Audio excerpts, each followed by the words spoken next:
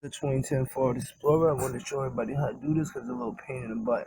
This is the frame that actually holds the pan on. This is the Longo pan right here, all the way to the back of the car. In the front of the car, those are the brackets for this pan right here. It's a through bolt, and then you have about 3 bolts on the outside. 1, 2, that's where them rusty holes are. And you have the through bolt on that rust right there. On that rusty hole right there that goes right here. This is the through bolt, and these are 3 bolts that go in on each side. And then you got 2 bolts in the middle that actually hold it up like a transmission gasket. I mean, like a transmission, I'm sorry, not gasket, like a transmission mount. You know how the transmission mounts are usually held? That's exactly what that looks like. And it might be the transmission mount as well. But you have to remove this to be able to get access to this tank. You also have to take off 2 10mm right there, 10mm bolts right there, and it had a shield on it. A little shield like that shield right there. It was right over here. I had one. You had to remove the shield, and you see those 10mm bolts. I think it holds the fuel pump. The fuel filter housing is right behind there. So I got both straps on, off, loose at least. One of these straps, you loosen it, you're gonna see that the drive shaft is actually in your way. I'm gonna try to work around that. I think I still can get it out. I think the weight of the fuel tank should actually knock that down or come down with it. I hope it's not holding it up. And if it is, I can get that drive shaft out.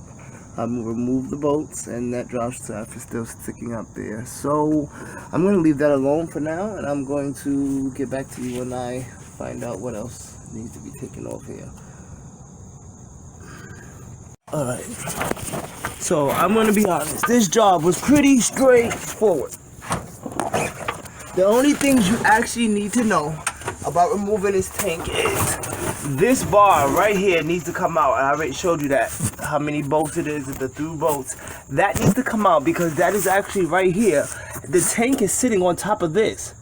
So up in that area right there is where the fuel filter area rests. The fuel filter is not really holding the the tank at all. You're just going to disconnect the fuel filter from the car. What I mean by that is remove those 10mm bolts that I showed you. That actually loosens it up. There's 2 lines on the fuel filter, one going to the tank and one going to the car. You disconnect the one going to the car, so it's not connected to the car anymore. That's going to give you the freedom to move back. That and this line right here, you had to disconnect as well. It's going to the tank top on this side. The fuel filter is on this side, so you'll just reach up in the corner and take it off. All right. So the biggest problem, this first strap is the easiest to come off. Goes like that and holds the tank. This second strap, however, if you notice, when you put this up here, when the tank is here, when you try to take this down, you barely can get a ratchet in here. So I had to use a swivel socket to even get to the bolt. Using a swivel socket, going slow, I was able to get to the bolt and get it loose. But the bolt does not come out. Or if it does, it doesn't, because it has a lock plate behind it. So the bolt doesn't come out, which might be a good thing, because I can't see how you would be able to get that bolt back in there once it's out. So once you get this out, the challenge is going to be getting this strap down past this drive shaft right here. And it's not easy because the tank is in the way. You know what I mean? It's really not easy because the tank is there, and you don't have sliding room on the tank because this has grooves for the tank to sit in. So it's not like you could just slide it to the left or right and just easily pull the thing down. So what I had to do was, and you see all these pry marks, and on here too, I actually pried back on that using this as my leverage, and pry back on this enough to where I was able to pull it down. The moment I did that, that tank was loosened up. So the real challenge here is really just getting that one part is really getting that one piece out. The moment I got that out, everything else was loose. Tank was ready to come down. I only disconnected this big hose and this right here on this side. The only plug I had to disconnect was this one, and I was able to do that once the tank started to drop down some more and move to my right. I took the tank out on this side of the car, the driver's side, and slid it right out.